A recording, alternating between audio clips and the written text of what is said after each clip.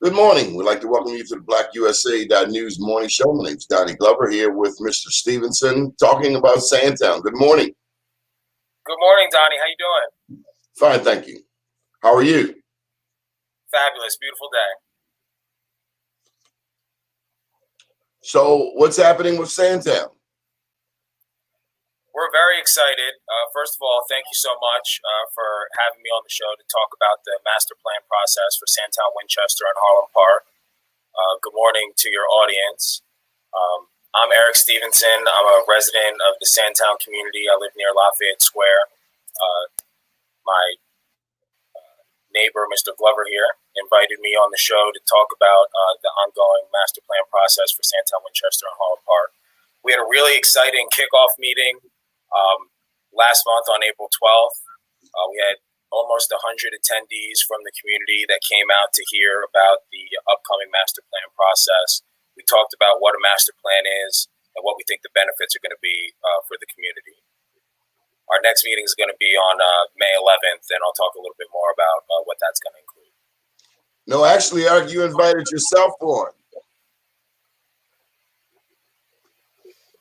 Well, I do appreciate you for having me. So you said you had how many people at this meeting? I counted as many as 96 at one point. And so this was a virtual meeting, I take it. That's right.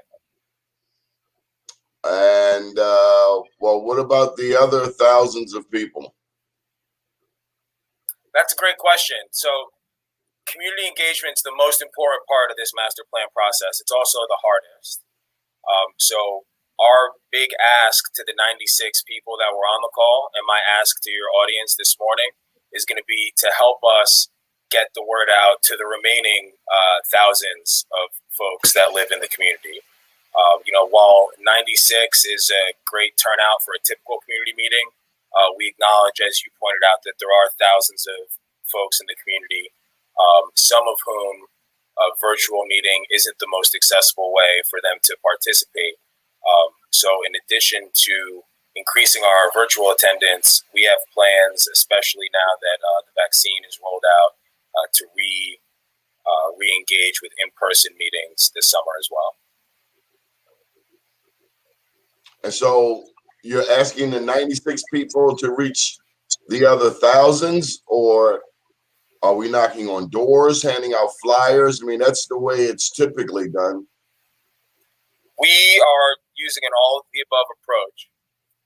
So in addition to activating our existing networks, whether it's the neighborhood associations or the churches, as well as the city agencies, we are going to be doing door-knocking campaigns and handing out flyers, but we do need help with that stuff. The steering committee for the master plan, which is made up of residents and community leaders from both neighborhoods, Sandtown-Winchester and Harlem Park. But we are volunteers, so we need all the resident support that we can get. So is there a flyer that's being distributed? We do not have a flyer yet for the May 11th meeting. I will get that to you so you can distribute it hopefully on your prolific social media for us. No. I was talking about getting those flyers out to the, knocking on doors. That's unless you have a mailer, as in a political campaign. Again, typically grassroots organizing is out there knocking on doors. So, as you know, Donnie, and as your listeners know as well, those sorts of political style campaigns, are very expensive. As is just the simple printing of flyers. So we do have limited resources, and if there is anyone in your network that can help us with those things, whether it's printing flyers or volunteering their time to get out here and knock on doors, whether it's during the week or on the weekends, we're looking for all those types of support. So the answer is no.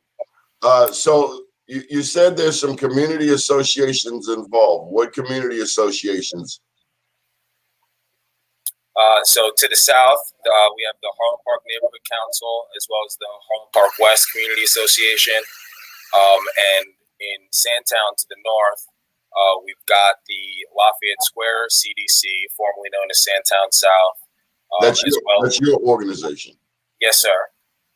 As well as CUTS, Clergy United for the Transformation of Soundtown, and the No Boundaries Coalition. And so you mentioned CUTS. As a resident of this community since 1992, I know a little bit about the history of CUTS. We also know that they came back around during Freddie Gray in 2015 after being dormant for years. Have you seen CUTS in the community, in Sandtown specifically, where we live? I'm familiar with Intersection of Change, which is, Elder Harris's operation on Pennsylvania Avenue. Which is Sandtown. It's adjacent to Sandtown. It's not Sandtown. It's technically Druid Heights, Upton. Technically, yes. It's on the wrong side of the street. One of the themes of our master plan, Donnie, is these. I say that because he actually started in Sandtown at New Song and with the Habitat program. And so when he moved over there to Pennsylvania Avenue, that was a new juncture, and it was kind of away from the center of Sandtown, more centralized, I guess, for Pennsylvania Avenue. But and as you know, Pennsylvania Avenue is surrounded by like 5 different communities: Penn North, Druid Heights, Upton, Sandtown, and a bit of Harlem Park, if you will. Absolutely. So, and that's important. So that synergy is one of the things that we're trying to replicate and build on. So we've seen the success that Upton has had in the last few years with their master plan that they did a few years ago. And Sandtown-Winchester and Harlem Park have largely been left out of that. So that's one of the things that we want to accomplish with this master plan. In addition, one of the reasons that we're working together is we've got Lafayette Avenue. That's the border between Sandtown-Winchester and Harlem Park.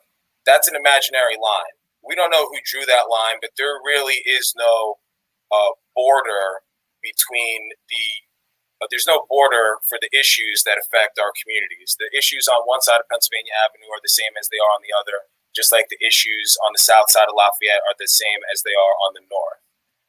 So while the end goal is to bring the focus back to the center of our communities, we also want to build on the success and the activities that are happening all around us. You have a slightly different characterization of the history of Sandtown than do I. How long have you been here? I've been here since 2015. So you really don't know the history. Well, 2015 is a significant year, obviously, in Baltimore, specifically in Sandtown's history. And a lot of people came in 2015. I'm not sure where a lot of them are, but I'm still here. One of the things that my wife and I recognized at the time is if we wanted to help the community, if we wanted to be a part of the renaissance that was needed in this community, is that we needed to buy in. And so that's what we've done. We bought a vacant house in 2015 that we're in the process of renovating still, but moved in back then, and are really happy to be a part of this community. It's actually the best community I've ever lived in.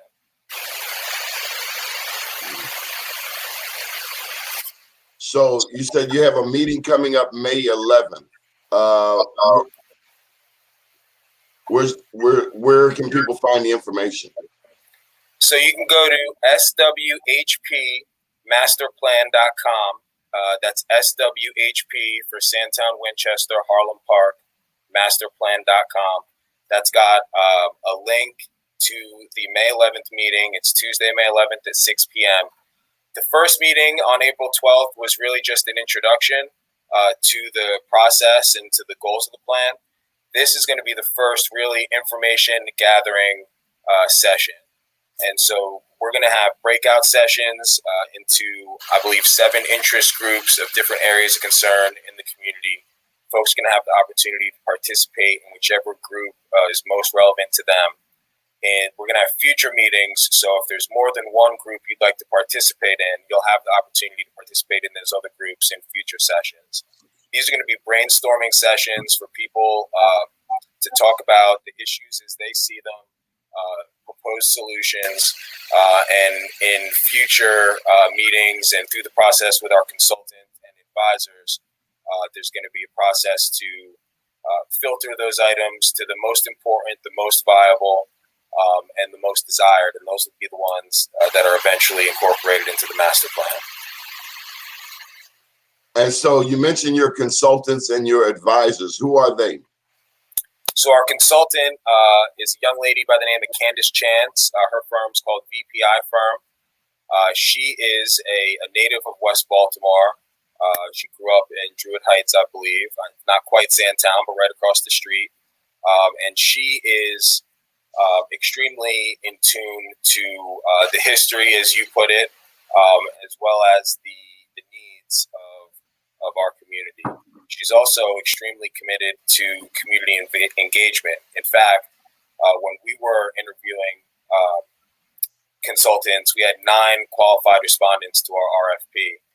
And when we were interviewing people, we really emphasized the importance of the community engagement process. We wanted to make sure we had a consultant that was willing to put in the time that it was going to take. And she actually felt like she was interviewing us back because she wasn't going to take the job unless we were serious about putting the community first. And it seems like she was satisfied, and we're really happy to be working with her. But I haven't heard you articulate her track record. I mean, you say you selected her out of 9 people. What did she bring to the table? Typically, if you're going to hire somebody, their resume outshines the field. I mean, that's typically how we do. What has she done? Absolutely. So she did have an impressive resume, and that is why we selected her. The first and foremost things, as I mentioned, was her commitment to community engagement. We know this is going to be a time-consuming process. A lot of consultants charge by the hour. And while we did receive a generous grant from Department of Housing and Community Development, it is a very limited budget. So we needed someone that was going to put the time in. That was the first and foremost qualifying factor.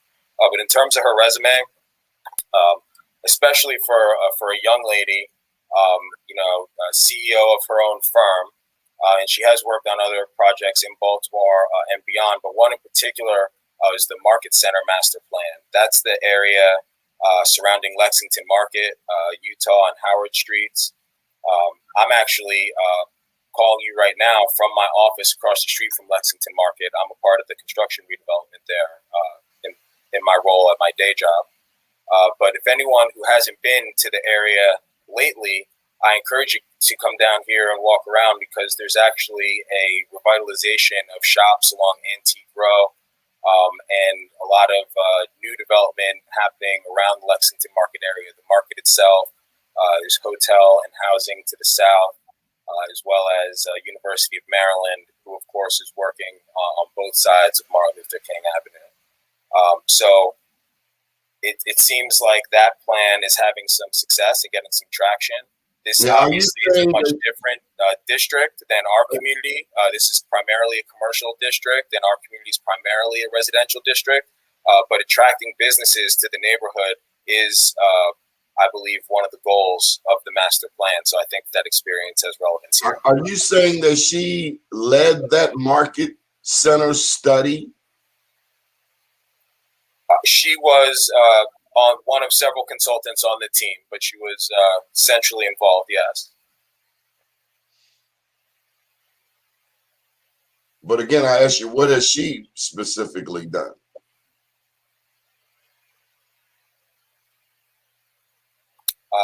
She had other project examples, and again, in addition to starting her own business, she also her team has other. It's an all-woman team, but the other women involved are senior to her, and they have different experiences that they've brought from other cities and experience in the corporate world as well.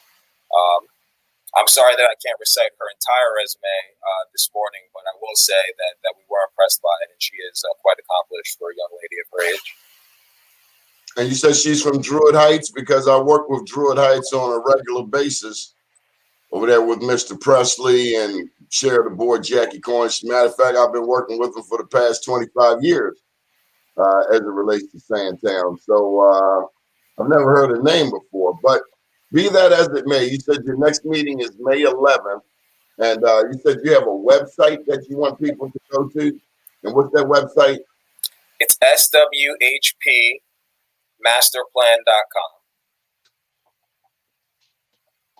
Thus far, you say about 96 people attended your meeting, and you're counting on those 96 people to spread the word about this next meeting, which is May 11th.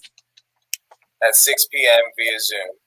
And as I mentioned, we are looking forward to returning to in-person meetings in the future. Those details are to be determined. Return to in-person meetings. When was the last in-person meeting? So thank you for correcting me. This master plan project hasn't had the opportunity to have in-person meetings, obviously, in the last 14 months. When I say return, I'm referring to community meetings in general. I think that many of us are excited to get back together in person. Okay. Was there anything else you wanted to share? No, thank you very much. Thank you to your audience. Again, I encourage you to please check out the website. You can reach out there if you've got any questions. And I look forward to hopefully seeing everyone on May 11th.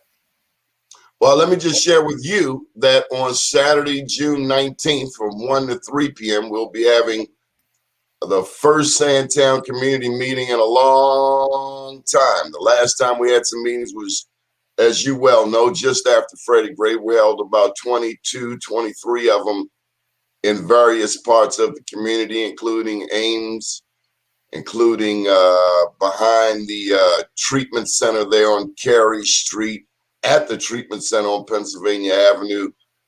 We had some interaction with Sharon Baptist Church.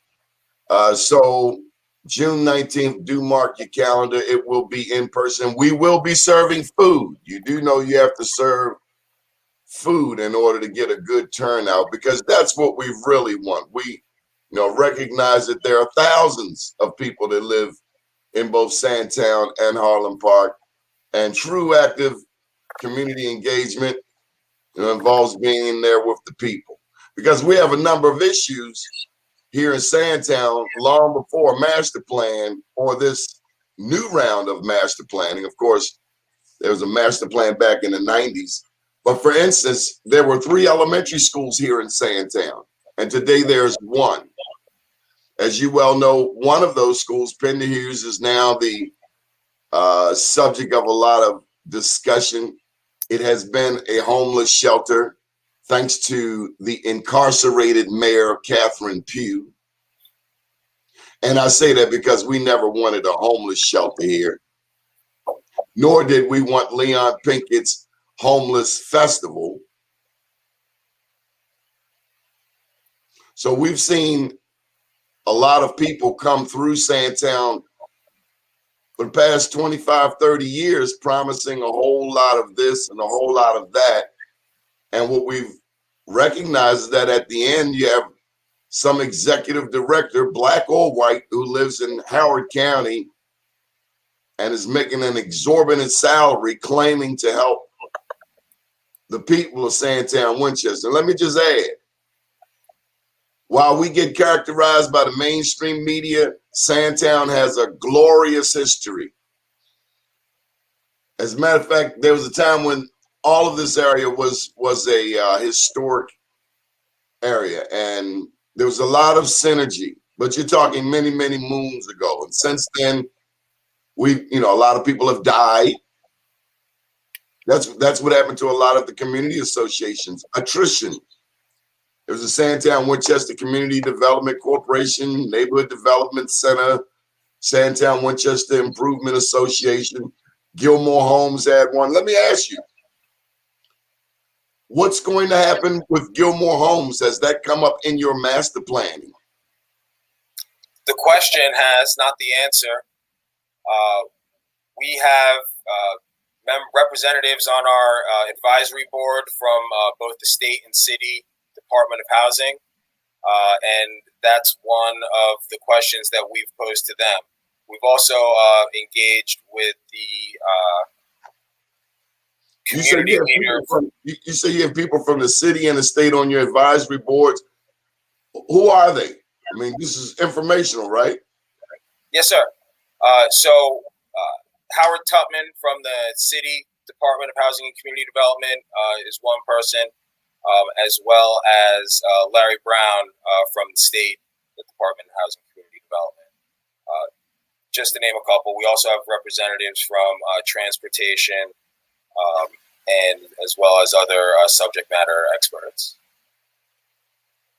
Elected officials as well, because they're going to be instrumental in any legislative changes that we need, as well as getting state funding for different. What elected officials have stepped up?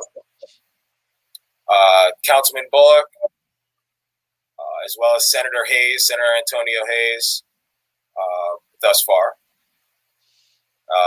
Hold on, I don't want to. Let me make sure I'm not forgetting anybody. I don't want to get in trouble. Oh, don't worry, I'll go through the list. Did you hear from Delegate Keith Haynes? This is his district.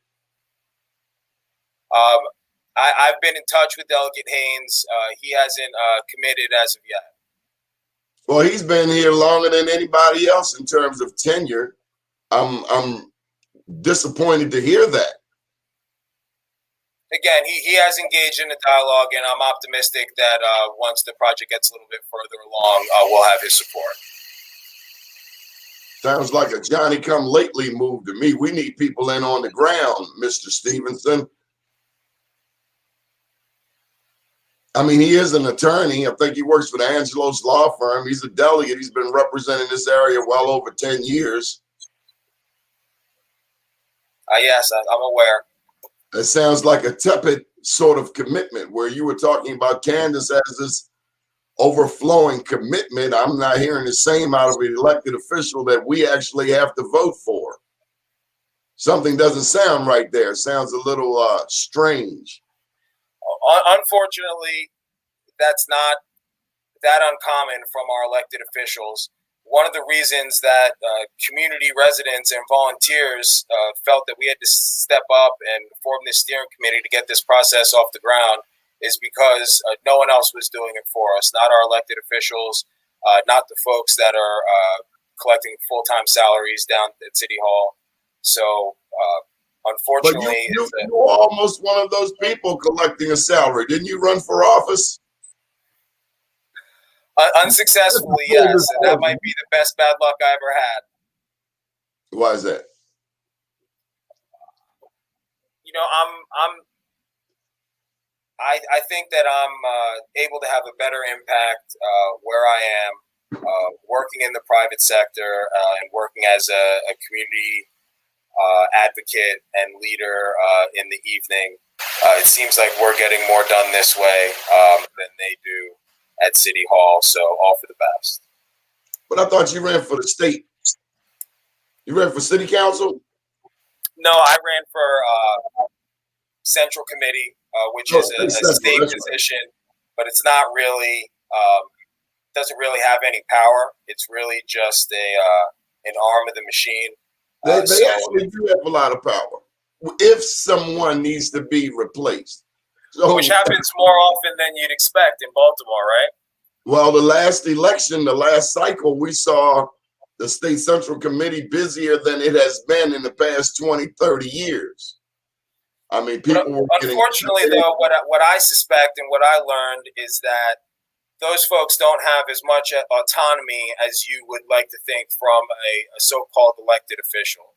Those individuals are really beholden to the senators and delegates that they serve. And so, again, in retrospect, that role wouldn't have been the best use of my time. I will say that it's a political machine, and a lot of people get into politics not understanding the political machine. And yes, the state senator is a very important part of any area if you're going to run for office. Just like timing is everything. I've seen people come out of the clear blue, but they found that open lane and they went straight on in there. But what comes to the top, what rises to the top, however they get there, what rises to the top, especially when I think of the late Delegate Ruth Kirk, is service and being real. So let me say this to you as a cautionary tale. Sandtown may not have all of the PhDs in Baltimore. We may not have all of the certifications as do some others. But you know what we have in the inner city better than any other part of town? Do you know? What's that? I was gonna say. We know. I'm gonna say street smarts and heart. We know real from bullshit. We know when people coming with the okie doke because we've seen it so many times. Black, white, Democrat, Republican. I've gotten more out of Republicans in some of my requests than my own party. Just look at Coppin State. So when you mention the political machines, we're well aware of it. We've navigated them. We've went around them when they don't act right. As they say, no permanent friends, no permanent enemies, only permanent interests. As a matter of fact, it was a Republican that brought Project Core to your corner, wasn't it? Yes, sir. Project Core knocked down Mr. V's old building. You don't know Mr. V. Mr. V was the community photographer. He lived cat-a-corner to where you are.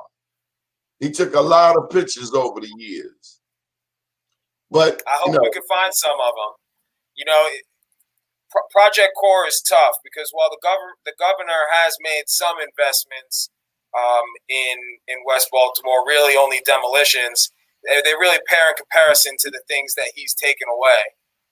And that's from big things like the Red Line and State Center, but also little things. Let's go through those one by one, because there you go again with your mischaracterization. And again, I want to fully disclose that you do have a political background. State Center happened long before Larry Hogan and could have been left shovel ready by outgoing Governor Martin O'Malley. No one ever says anything about that. The Red Line could have been shovel ready under Governor Martin O'Malley, but it wasn't. It was kicked down the road, and then we wanted, and I say we, the Democrats in Baltimore, wanted Hogan to pick it up when that was never a part of his game plan. And so I caution you, because as we put pressure on Hogan, because it's easy to swing on a Republican in a 2-1 Democratic state, we said nothing about Martin O'Malley. You know, we wanted resources for our community, but he was pushing gay marriage. And that wasn't the issue in Sandtown. I remember it like yesterday.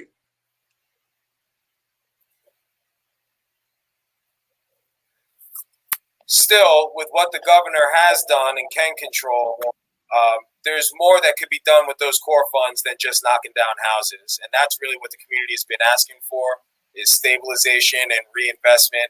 And we really haven't seen that. So what most people ask. I got to tell you, as a lifelong resident, when I look at my old neighborhood, Patterson Park in Lanville, where I lived in 1968, to see those houses on Bradford Street, Lanville Street knocked down after 40, 50 years of rotting to the core, and many are still there, the 1700 block of Bradford Street. My God, how much do we have to see before it's just torn down? Now, if you want something done with Project Core, I just heard you say that on the Sandtown Advisory Board are members from DHCD, Department of Housing and Community Development for the state of Maryland. Haven't you talked to them about what you need? Sure. These requests have been made, and the bureaucracy is a slow process. A lot of the things that are happening now are things that were funded 3 and 4 years ago. So what we're trying to change, the changes that we make now, may not materialize until 2, 3, 4 years from now. But we hope that those changes can be made. Well, you should let me know, because I talk to the lieutenant governor from time to time. Been knowing him since 2002. So, speaking with him is not a problem. I don't know who you've been speaking to. I tend to deal with the heads, not the tails. I appreciate that. In fact, you introduced me to the lieutenant governor one time. Thank you for that again. Well, you can email him. You can call him. He's not impossible to reach. As a matter of fact, with a year left, it seems like we would be beelining to his office, either in Annapolis or down the State Center or Baltimore Street, or just getting him on the line to express what we need, considering that we don't know who's coming in next or what their agenda is. I understand that he's not going to be running. I think that's too bad. No. He has a year of service, a year of time that we can get his services. I found this. I talked to a senator yesterday. I will not call his name. And he has some issues. And I asked him, did you talk to the lieutenant governor? Because he's black, by the way. For those that don't know, from the heart of D.C., not strange to urban environments. But a lot of times I find that we don't want to deal with somebody because they're Democrat, they're Republican. How ludicrous is that? Again, it was Ehrlich that put money into Coppin at North and Warwick and transformed the very neighborhood I spent the second part of my childhood in, Moreland and Baker. So we really have to get beyond this stupid loyalty to a party that has neglected East and West Baltimore all of my life. Again, no permanent friends, no permanent enemies, only permanent interests. I like that saying. Because you just said that you've really not seen Delegate Keith Haynes, but yet you've acknowledged that you've gotten resources in your neighborhood, in our neighborhood, from Project Core under Hogan. And Haynes has been serving this area longer. Not that Haynes has the same power, but this is what I learned. You get what you negotiate, and the squeaky wheel gets the oil. Quite honestly, a lot of people, and you have not said this, look at Sandtown as an area that does not vote, when nothing could be further from the truth. In 2008, when Barack Obama was elected, right across the street at William Penderhugh's, there was a line out the door at 7 o'clock in the morning. And when I tell you everybody and their mother was in line, everybody and their mother. And I don't care what their issues were, drug addicts, alcoholics, unemployed, everybody was in that line in 2008. And so that told me that somebody's been lying to our community. We do vote. But it's politicians that have this certain classism in their minds. I'm not going down there to Sandtown. How could you live here in Sandtown? I know you get it. I know you get it. I know you hear it. Why'd you move to Sandtown when your block is absolutely one of the most beautiful blocks in Sandtown? I took piano lessons in that block with Mr. Bonds going back to 1972. Gorgeous block, 3-story homes. That's right. Thank you for saying it. Historic architecture. This was long before you came about. But there are a lot of people that don't appreciate this history. And for those of us out here trying to make a difference, it's a little challenging because we're inundated with the addicts in our alley, the addicts breaking into vacant houses. I want all the vacants gone. I don't want to see no vacants. I'm sick of vacants. Take them down. I understand. And for the folks that want to save the vacant houses, buy one. I mean, I love old architecture and all those things that you said. So I'm saving the house that we live in and the one next door, as a matter of fact. But absent of that, you can't keep asking the community to live next door to these hazardous buildings and, you know, all the nuisance that they bring along with them. So we talk all of that smack about the Republicans, but again, that Project Core put more attention on vacants than I've ever seen in my lifetime. And if I'm lying, I'm dying. And this is no vote for Larry Hogan. This is no tout for the Republican Party. I'm trying to teach us the game. We've been Democrat. You ever been loyal to a girl that was cheating on you? Or ladies, have you ever been loyal to a guy who was cheating on you and everybody knew it but you? That's kind of like the relationship of black people and the Democratic Party. It's like the battered wife syndrome. And the battered wife thinks they can't get any peace of mind, any quality of life anywhere else except with this guy that's been pimp slapping them, taking their money, controlling their life. That's us. I am a black man in America. I don't claim no party. Yes, I'm a registered Democrat, but I will vote for whomever is going to best serve my needs. And I tend to look at who's going to win. I really focus on who's going to win. We got to learn that game. I spent a lot of years involved in the game. We got to learn that game. And we haven't. We think we can go in, oh, I'm going to run for office. I have the noble ideas. Everybody says the same damn thing. And too many times, everybody does the same thing once they get in there. It's like getting a girl. You tell her whatever she wants to hear so that you can get next to her. And then after you get next to her, so many times cats roll out. So we get, we have to raise our expectations. We have to raise our level of accountability.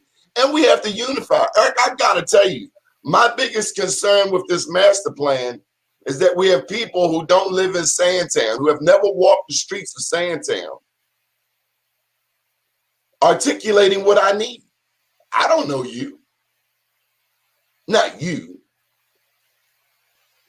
And again, I told you, we can see real from phony all day long. So you got to understand the trauma, how we've been traumatized. We've seen a lot of people pimp this neighborhood, and we're not having it. And that's why we're going to form the Sandtown Community Association. The first meeting is June 19th. It is in the heart of Sandtown. Pressman and Gilmore, 1530 Pressman, a New Song Learning Center. And we welcome the strategic help of our neighbors.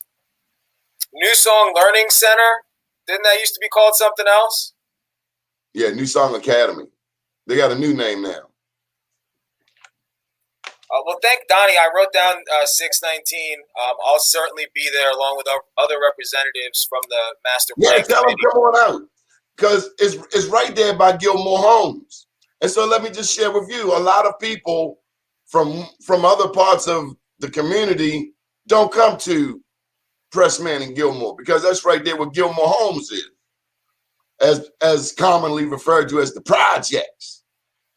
And a lot of us, because of classism, won't go anywhere near the projects.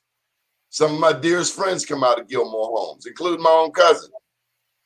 But not everybody has an affinity and appreciation for places like Gilmore Homes. I understand that the city of Baltimore is looking at these historic projects built for veterans, families of Black veterans. They're looking to tear them down. Have you been hearing that? I mean, you're connected. Yeah, some of the buildings have already come down. Yeah. And it's just a matter of time for the rest of them. And then what will go there? As you know, the school was closed a couple of years ago. Right after, so they put a new library in there after Freddie Gray in 2015. That was 2016 or so. and then they close the school. But I understand a new song, as you just posed the question, is going to be moving into that new building. Is that correct? It is. So you already know these things. So that's a good thing, correct? It's complicated. I'd rather see a public school there than a charter school. We Charter had a school is better public than school. nothing. We had a public school. I understand. So What happened to the public school that we just put a new library in? So as I think you know, Donnie, my wife used to work there at Gilmore Elementary. I did not know she worked at Gilmore Elementary. I thought she worked at George Kelson, which is now Sandtown-Winchester Academy. Well, that's where she is now that they combined the two schools. But prior to that, she was at Gilmore, and her role as a community school coordinator specifically was to support many of those families in Gilmore homes. So actually, she knows those courts probably better than anybody who doesn't live there. Well, I was involved in a number of meetings and tried to encourage the parents of the students at Gilmore to make their voices louder. They essentially had their school taken from them without much recourse. There were some people over at school board headquarters who were making decisions for Gilmore. Really, they had made their mind up long ago. And that's exactly it. So it's important, not to blame the community because they made their voice plenty loud and clear, in my opinion. It didn't matter what the community had to say. They were going to close that school. And it was impressive. Really, that school was set up to fail, even before they closed it. So I just feel bad for the teachers as well as the students because they worked really hard over there to do the best they could with the circumstances. Well, not just the teachers and the students, the entire community. When you close a school, you kill a community.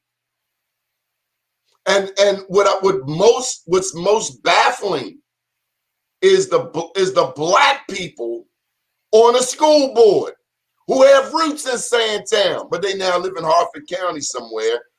And they are like, oh, just close the school.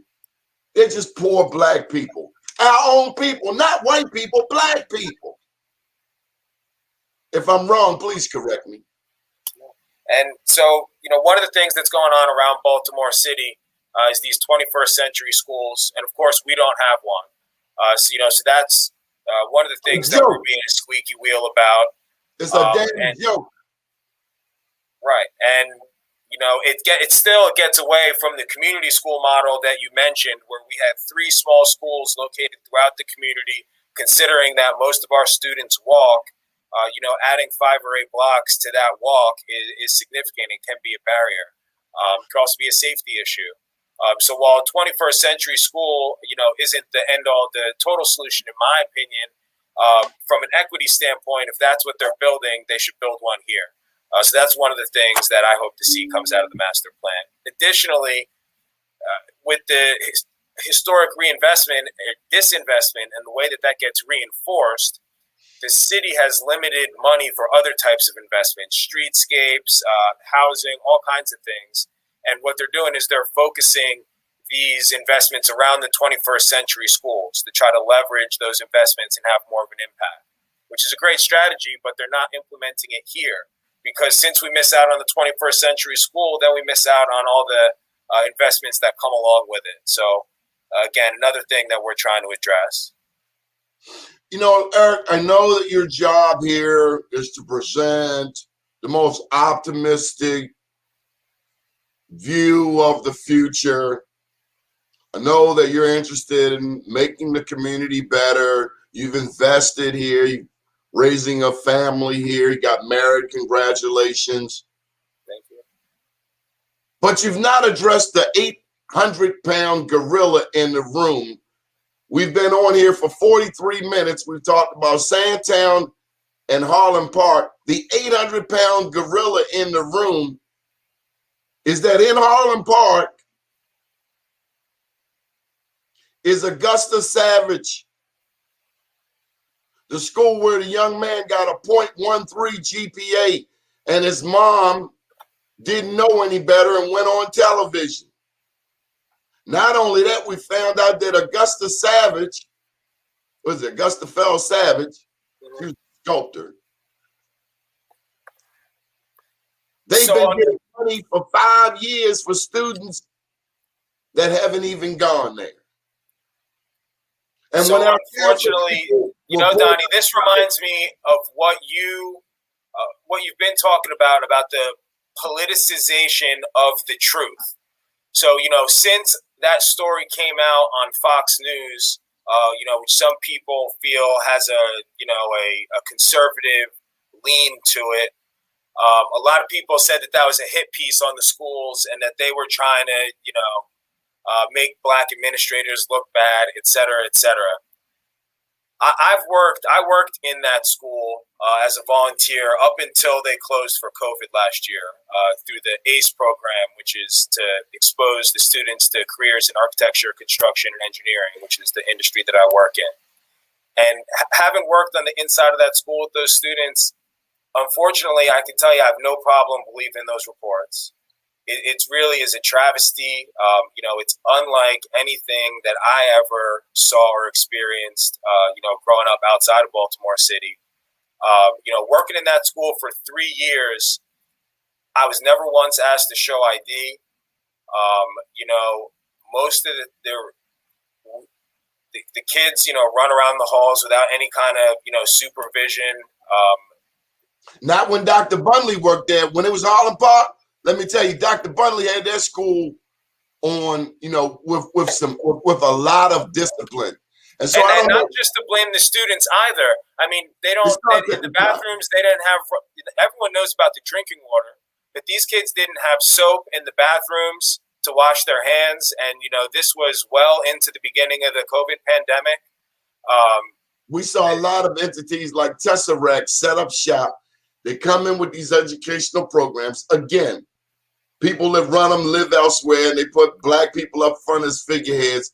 But at the end of the day, our children are getting robbed. What so disappoints me is that Baltimore City Public Schools has otherwise intelligent people on its board. But I tell you, we suffer from classism. Just like at City Hall, you've got a lot of black people at City Hall, but there's this classism. I don't go to those neighborhoods because those neighborhoods are beneath me. These people should not be in public service at all, but they are. We're stuck with them, and they're worse than racist white people. Quite frankly, black people. Any final thoughts, Mr. Stevenson? Any final information you want to share? We don't want to dominate your conversation. I want to thank you here today. Well, I want to thank you for having me. I want to thank you for setting up that community meeting on June 19th and reinvigorating the Sandtown Community Association. I think that's very important. We as the master plan committee want to go to where the people are. So we will be there at that meeting to present this information and invite folks to participate in the future meetings. And we'll also post that meeting, if you'd like, on our website, calendar of upcoming community events. And I'd like to ask anybody else who's having a community meeting within the Sandtown-Winchester and Harlem Park area, whether it's your church or other community group, if you'd like us to come and speak about the master plan and invite your constituents out to engage, we're glad to do that, again, to go to where the people are. Well, I must tell you, I've not heard a lot when it comes to, you haven't given me a lot of meat on the bones as to the caliber of the product we should be expecting. I hear the skeleton, but I don't hear the meat on the bones. And so that's partly intentional because we want everyone to know that this is not a predetermined plan. The process has just started, and the plan is going to be written by the community. So that meat on the bones hasn't been filled out yet. But in terms of the caliber of the product that we expect to end up with, you haven't given me it's going to be unlike anything that's ever been done before. And that's both because of the emphasis on community engagement, the collaboration between communities, and the intentionality that we're putting into it. We actually hope that at the end of this, this could be a best practice that could be replicated by other disinvested communities across the nation that may Well, have similar demographics. best practices, I highly recommend you start wearing out the soles of your shoes by knocking on doors, just like you did when you ran for office, and getting those flyers announcing this May meeting in the hands of the people who live here, including up on Cary and Cumberland, where Marvin Hayes lives at, including the 1800 block, the south side of West North Avenue, Monroe Street, the parts of the community that a lot of people do not go to. If you represent Sandtown-Winchester, this is a 72 square block community, and you can't do it from behind your computer. Absolutely. You can't do it from Annapolis. You can't do it from City Hall. You got to be on these streets, because if you don't, I can assure you that Marvin Hayes, Lucky Crosby, and a number of other people will be there to report on what you do or don't do. Hey, I'm looking forward to it. I just got one of those watches that counts my steps. I'm trying to set all kinds of records getting those steps in. So you'll see me out there. Yeah, we'll know when you walk the 72 square blocks, because your accent is going to change. How can people reach you, Eric Stevens? 72 blocks. How can people reach you? Is there a phone number to reach you, or you want them just to go to the website? We like to give out phone numbers here. That's how we communicate. Is there a phone number? So, listen, for information about the master plan, the website is absolutely the best way. But for anybody who wants to reach me personally, I'll give you my email first and then my phone number. My email is N as in Nathan, Stevenson, STEPHENSON @gmail.com. And my phone number is 443-675-6501. Let's get that phone number one more time. That's 443-675-6501. And again, you said what elected officials have been helpful thus far? First and foremost, Councilman Bullock, who's joined our advisory committee, as well as Senator Antonio Hayes, who has supported from the very beginning and sent a representative. And forgive me, Mayor Brandon Scott additionally has sent his support. He's had representatives at our advisory meetings and also on our community walk recently. Who represented him? Forgive me, I don't remember the gentleman's name. Tall guy. I know I've seen him a few times. I'm not very convinced from your presentation, Mr. Stevenson. Well, you're a tough skeptic. I'm just asking who, what, when, where, why. Yes, sir. So maybe you got to tighten up on your PR game. Perhaps. Hey, Santel will call you out right there at the corner of Pressman and Gilmore. I've learned that. I don't even have to go over there. I can stay on my own corner. I just got to go up to the 1100 block of Carrollton to get called out. Well, tell them about your garden in your area. And you took it over from the lady that went home. What was her name? So Miss Justine Bonner was her name. And, you know, Miss Bonner, she started these beautiful gardens back in the 90s. She had a history in education and youth work. And she bought some lots in the back of our houses and just to transform them into an incredibly beautiful oasis where she would, invite kids out and other volunteers just to experience nature and have a little access to that right here in Sandtown. It's really one of the things that attracted me to the neighborhood when I was looking for a house. And so we bought in the community. And unfortunately, shortly after we did, Miss Bonner passed away. So she was waiting for you to get there. Don't you get it? Yeah, they say things happen for a reason. My wife and I, and mostly credit goes to my wife, have taken that over and even expanded the garden. We still have various youth programs that come out and volunteer. Last year, we added chickens. And the kids really love that, coming out to feed the chickens and pet the chickens and stuff like that. So it's really great. It's a positive thing that's going on in Sandtown that a lot of people don't see enough of.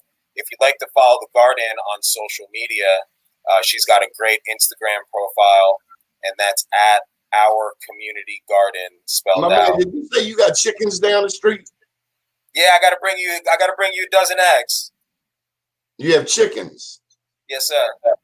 And what happens when the rats come out? So we don't have any problems with rats too much. We have a few cats that we keep around. They help with that. But as long as you keep things neat. We got some gangster cats in Sandtown. Ask my German Shepherd. And you know what else, Donnie? I'm going to share a short story before I do have to get out of here. But speaking of the garden, every day for the last 2 weeks, I have found canine feces in the alley leading up to the garden, and it's left me at a loss because typically no one in the community would disrespect the garden that way to walk their dog there and to not clean it up.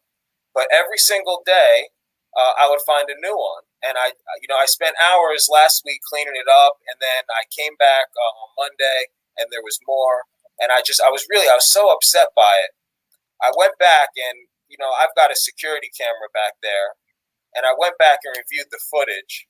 It was not my dog. Don't you dare say that. My dog does not. No, it wasn't big enough to be your dog. It wasn't big enough to be your dog. My dog would never do that. And what I found is, and I actually was relieved because it wasn't any of the neighbors. We've got a fox.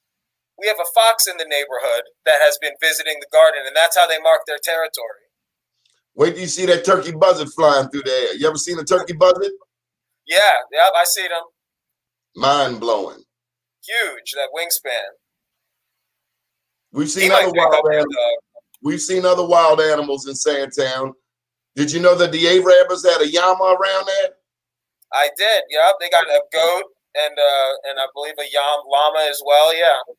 Shout out to the Sandtown Arabs for all they do for our community, including exposing our young people to horse riding. Even when it comes to end of life, they have a funeral carriage that is absolutely the most magnificent thing I've seen besides one of them fancy hearses that William C. Brown has. I think it's called a Pensing Rose, but it's really beautiful. Shout out to our Sandtown Arabs. Have you learned how to do the Arab call yet? This is your final exam for Sandtown residency. Can you do the Arab call? You're gonna laugh at me if I try. Try. Watermelon. Yeah, but you gotta put a little more soul in it. Watermelon. You gotta make a song out of it, like Prince. Watermelon, strawberries. Watermelon, strawberries. You got to go watch YouTube a little bit. You have I tell you what, if you tune into this station at 7 p.m. tonight, Maurice Tates is going to share with you verbatim Stinky Blues song. I promise you, 7 p.m. tonight, you're going to learn about Stinky Blue. Write it down. I'll be on. 7 p.m. tonight, right here. Anyway, BlackUSA.News, BeMoreNews.com. We thank you very much for coming out. Again, that website is SWHmasterplan.com. SWHP for Sandtown-Winchester, Harlem Park. SWHPmasterplan.com. May 11th, 6 o'clock. I see you put it up there in the chat, Donnie. Thank you so much for having me. Thank you to your audience. I look forward to seeing everybody. We got 2 more minutes because you woke me up 7 o'clock with your late self. You did not mention the biggest bully that you have in your group, which is Inez Robb. I can't believe you didn't shout her name out. How could you not shout out Inez Robb? She's going to get you. I just want you to know. You're probably right. So Miss Inez is absolutely the matriarch of our steering committee. Actually, all the way back in 2018, she's the one that called the first meeting, which I believe you were invited to, Donnie, and said that we had to do something. The point was that we needed to come together. There was a lot of groups working in silos, for the same goals, but we knew we could have more impact and more success if we came together. So we didn't know at that time that it was going to be a master plan. But after a few meetings, that started to take shape. The funding opportunity with the Community Catalyst Grant came around. And, the rest, we hope, will be history. Well, I don't know that. I think you ought to stay out of politics. You also want to mention, because you run out of time, you didn't mention Roxanne Prettyman. Roxanne Prettyman. You got to acknowledge her. You got to acknowledge the fine people at Western District Police Station who have been helpful. And you must acknowledge the late, great Miss Tina Thompson. My name's Donnie Glover. This is Eric Stevenson. And we'll be back tonight at 7 p.m. Keep watching BlackUSA.News, the voice of our people. Thank you.